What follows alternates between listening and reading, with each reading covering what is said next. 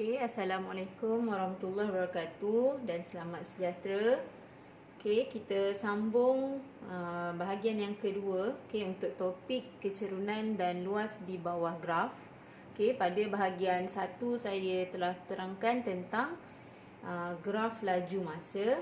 So untuk bahagian 2 ni kita akan tengok graf yang kedua, iaitu graf jarak masa. Graf jarak masa, sama seperti graf laju masa, ada 3 bahagian. Yang pertama ialah kecerunan sama dengan kosong.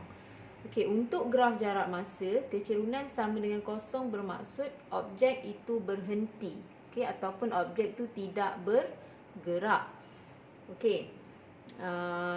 Seterusnya, kalau kecerunan positif, ini bermaksud kecerunan sama dengan laju.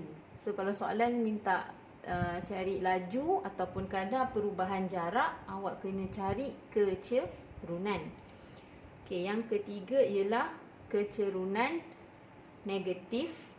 Ini samalah, kecerunan sama dengan laju ataupun kadar perubahan jarak.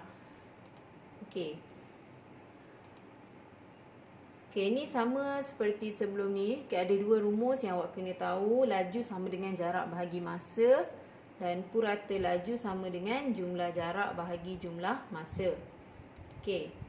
Soalan 1.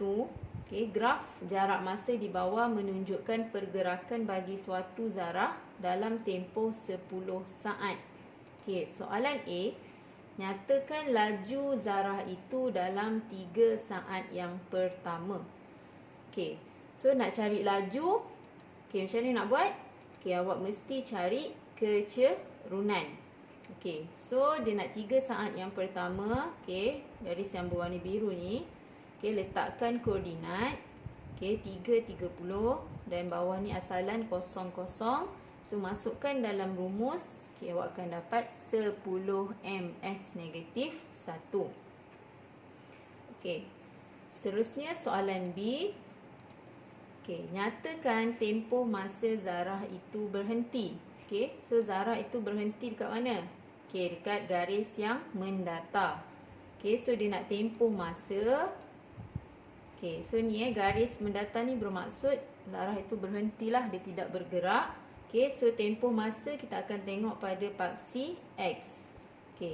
So masa dia 7 tolak 3 sama dengan 4 saat. Soalan C. Nyatakan laju zarah itu dalam 3 saat yang terakhir. Laju zarah itu. So bila nak cari laju, graf yang diberi ialah graf jarak masa. So awak kena cari kecerunan. So sebelum cari kecerunan, letakkan dulu koordinat dia 10, 45, 7, 30.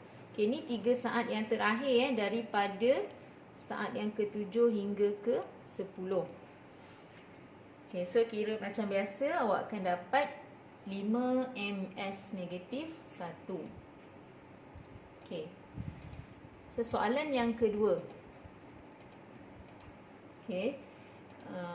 Graf jarak masa di bawah menunjukkan pergerakan bagi sebuah bas dalam tempoh 10 jam. Nyatakan tempoh masa bas itu berhenti. So bas berhenti maksudnya garis yang mendatar. Dia minta tempoh masa. So berapa? 6 tolak 2. Sama dengan 4 jam. Graf ni kilometer dan jam. So jawapan dia jam lah. Soalan B. Nyatakan laju bas itu dalam 4 jam yang terakhir. So nak cari laju 4 jam yang terakhir, maksudnya daripada 6 hingga ke 10. Ni 4 jam yang terakhir. So nak cari laju kena cari kecerunan. Sebelum tu letakkan dulu koordinat 6, 120, 10, 0. Kira macam biasa. So awak akan dapat negatif 30 km per jam.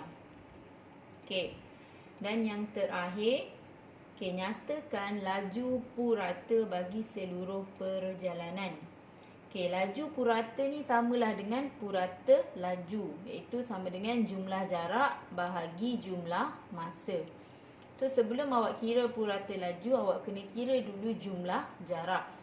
Okey, so graf ni dia dah memang graf jarak bahagi masa. So awak tak perlu kira luas di bawah graf sebab ini ialah jarak bahagi masa.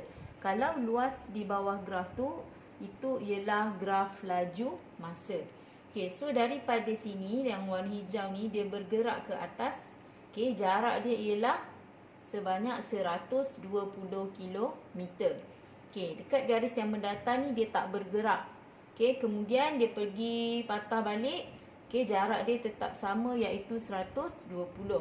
So jumlah jarak dia ialah 120 tambah 120 dan jumlah masa bagi seluruh perjalanan ini ialah 10 jam. So 120 tambah 120 bahagi 10, awak akan dapat 24 km per jam. Okey, so ini graf jarak masa. Kita tak perlu cari luas di bawah graf. Okey, itu sahaja untuk bahagian 2.